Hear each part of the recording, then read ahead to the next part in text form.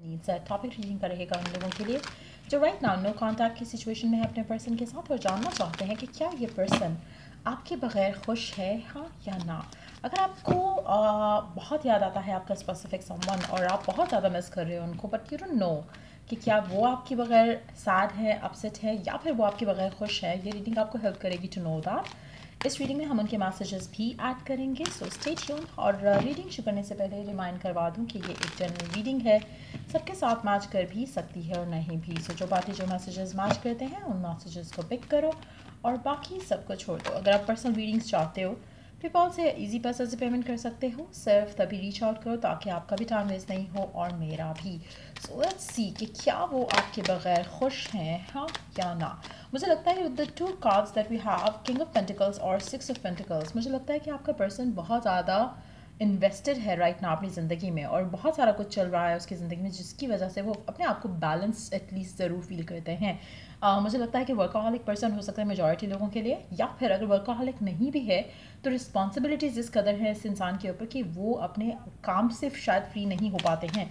So definitely मुझे लगता है कि it's more about your person is being very busy.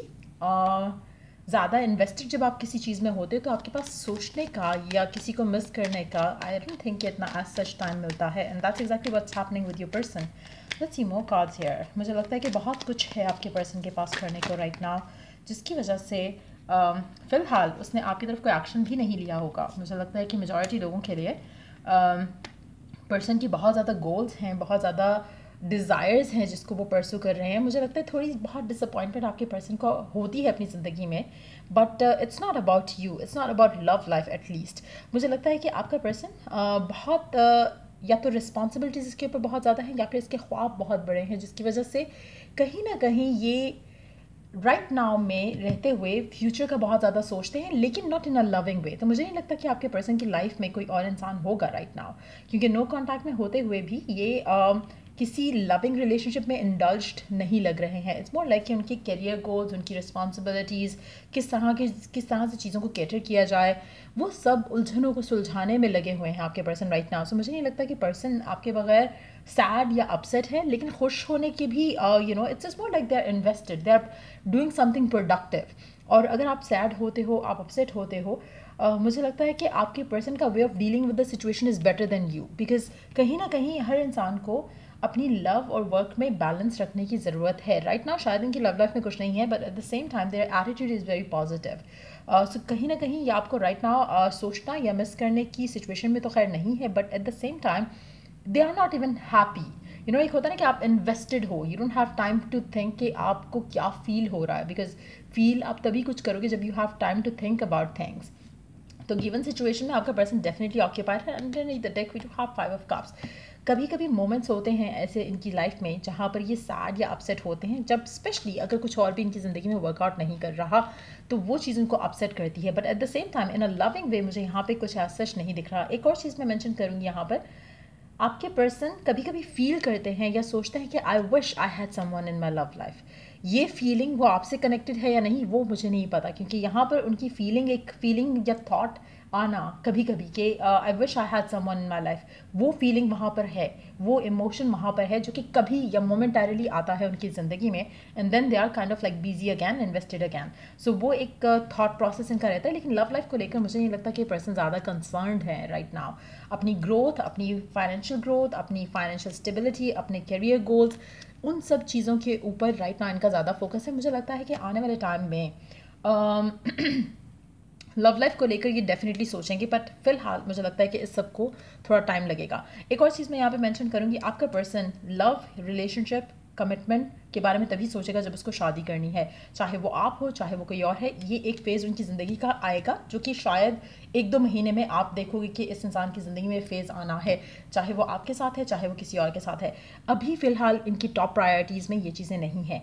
थोड़े टाइम के बाद मुझे लगता है कि they are going to work towards it. शादी या फिर शादी के चांसेस मुझे ज़्यादा लग रहे हैं इस इंसान के आने वाले टाइम में। मुझे लगता है कि ये पर्सन हो सकता है 2 महीने के अंदर अंदर या फिर 2 महीने के बाद इनकी शादी की सिचुएशन जो है डेवलप होती मुझे दिख रही है यहाँ पर। इनकी लाइफ में कोई लविंग वे में कोई आ सकता है, चाहे वो आप हो चाहे वो कोई और है। So this is what is happening here. Let's see कि आपके पर्सन के मैसेजेस क्या हैं आपके लिए। लेट्स फाइंड आउट आपके लिए क्या मैसेजेस हैं आपके पर्सन के।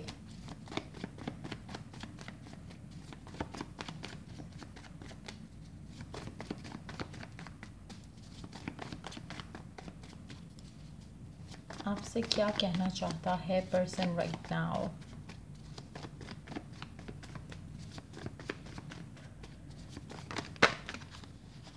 I was afraid of love. आपका पर्सन कहना चाहता है कि वो लव को लेकर स्केयर्ड था या फिर अपसेट था या फिर not willing to be in love था। To be honest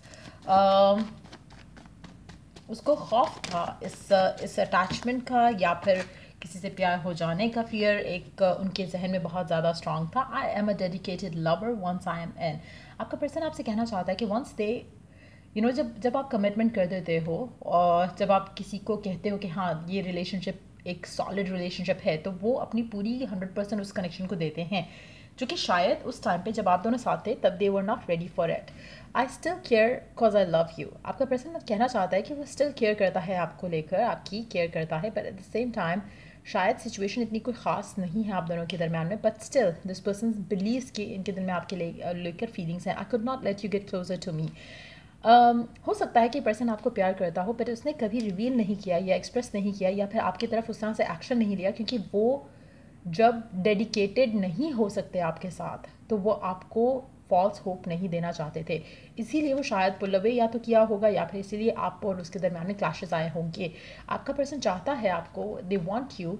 I replay our conversation over and over again. आपका पर्सन कहना चाहता है कि वो आप दोनों की जो कन्वर्सेशन है उसको बार बार माइंड में रीप्ले करते हैं। I am so attracted to you. आपका पर्सन आपकी तरफ अट्रैक्टेड है, but I don't keep tabs on other. आपका पर्सन कहना चाहता है कि वो आपके ऊपर या किसी के ऊपर भी नज़र नहीं रखते हैं। I was cheating on you. आपका पर्सन आपको ये भी रिवील करना चाहता है कि वो आपसे चीट कर रहा था। नाउ इस पूरे सिनेरियो में चांसेस 50-50 हैं कि ये पर्सन आपके पास आए या फिर इस इंसान की ज़िंदगी में कोई और इंसान आए, क्योंकि कहीं ना कहीं एक डिस्टेंट एनर्जी लग रही है इस पर्सन की टुवर्ड्स यू। कहीं फीलिंग्स इमोशंस थे इनके जहन में, दिल में आपको लेकर, शायद अब नहीं है। इवन दो कभी कभी वो आपकी कन्वर्सेशन प्ले करते हैं अपने माइंड में, but at the same time ये आपको अपने से और क्लोज नहीं होने देना चाहते थे। तो कहीं ना कहीं कुछ ऐसा है जो कि इनको शायद आपको लेकर, कनेक्शन को लेकर रोकता है। तो चांसेस है कि इस इंसान की शादी किसी और से हो। चांसेस ये भी है कि पर्सन आपके पास आए, लेकिन 2 महीने का टाइम मुझे लग रहा है कि उस पर चीज़ें जो है क्लियर हो सकती हैं। और ये ट्रेडिंग आप लोगों की अगर आपको हेल्प किया हो, गाइड किया हो, तो लाइक शेयर सब्सक्राइब ज़रूर करो। अगर आपको पर्सनल रीडिंग्स चाहिए या पाम रीडिंग्स चाहिए, check the description box for that. और till I do the next reading, take care and bye.